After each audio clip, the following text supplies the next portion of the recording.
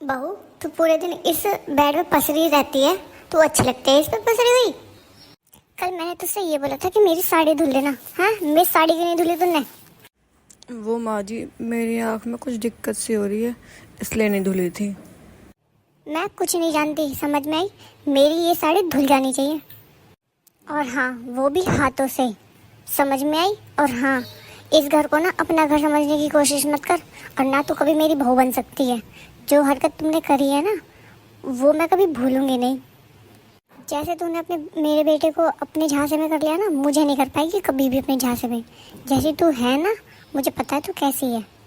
मेरे बेटे की नज़रों में तू महान है, मेरी नज़रों में महान नहीं है। समझ में आई? मम्मी जी, मैं कोशिश तो पूरी करती हूँ ना कि मैं आपको खुश रख पाऊँ, आपके सारे काम कर पाऊँ और इस घर को अच्छे से रख पाऊँ। मैं पूरी कोशिश करती हूँ, पर आप कभी मेरी इससे खुश नहीं होती हो। कैसे खुश हूँ मैं? हाँ, कैसे, ये बता।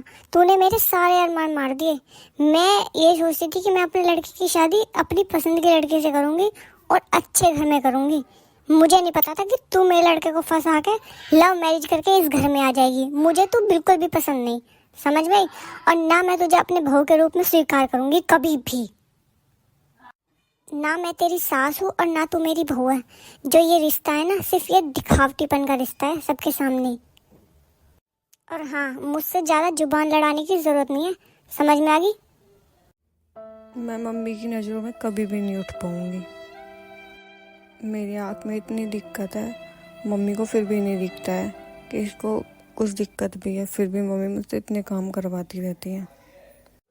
प्रिया, अभी के अभी अपना सामान पैक करो और मेरा सामान पैक करो। हम इस घर में एक मिनट भी नहीं रहेंगे। चलो अब। पर क्यों जी, क्या हुआ? आप ऐसा क्यों बोल रहे हो? क्यों ना बोलूं? वो औरत तुम्हें कुछ भी नहीं समझती है, सिर्फ एक नौकरानी टाइप में समझती है।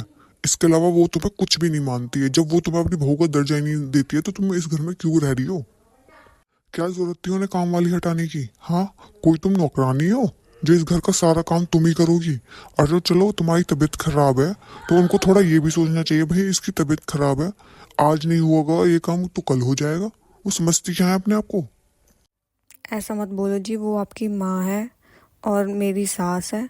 मैं उनको अपनी मम्मी जैसी ही समझती हूँ।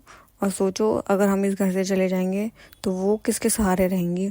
उनका हम ही तो सहारा है, और उनके हमारे अलावा उनका है भी कौन? कोई भी तो नहीं है ना। प्रिया, तुम्हें उनका ख्याल है पर उन्हें तुम्हारा ख्याल नहीं है बिल्कुल भी। मैंने आज अपनी आंखों से देखा है कि सब्जी में नमक उन्होंने डाला था कि ताकि तुमको जल्दी कटी सुना सके। समझ में आई? वो इतना गिर रही है अब हम इस घर में बिल्कुल भी नहीं रहेंगे। मैं अपनी बीवी की इंसल्ट और नहीं सह सकता हूँ। वो समझती क्या है अपने आप को? वो क्या इस घर की ज्यादा मालिक नहीं है? हाँ, ये घर मेरे नाम पे। अगर निकालने वाला हो ना, 2 मिनट में निकाल के फेंक सकता हूँ उनको। पर नहीं, माँ माँ वाली अब उनमें कोई भी हरकतें नहीं है। माँ शब्द का वो अच्छे से मीनिंग भी नहीं समझती कि माँ शब्द होता क्या है।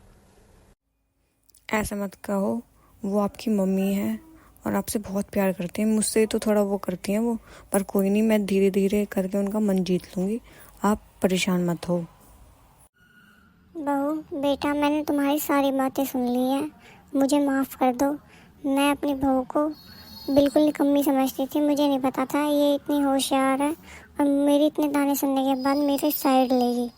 मुझे माफ़ कर दो तुम दोनों। ज़रूरी नहीं है कि अगर किसी ने लव मैरिज करी है तो वो बहू बेकार है। आखिर बहू का चरित्र देखना चाहिए, ना कि लव मैरिज या अरेंज मैरिज। क्योंकि अरेंज मैरिज वाली बहुएं भी बहुत बुरा असर कर देती हैं। अपनी बहू से प्यार से रहो और अच्छे से रहो। अगर हमारी वीडियो आपको अच्छी लगी हो तो हमारी वीडियो को लाइक शेयर और सब्सक्राइब ज़रूर करें।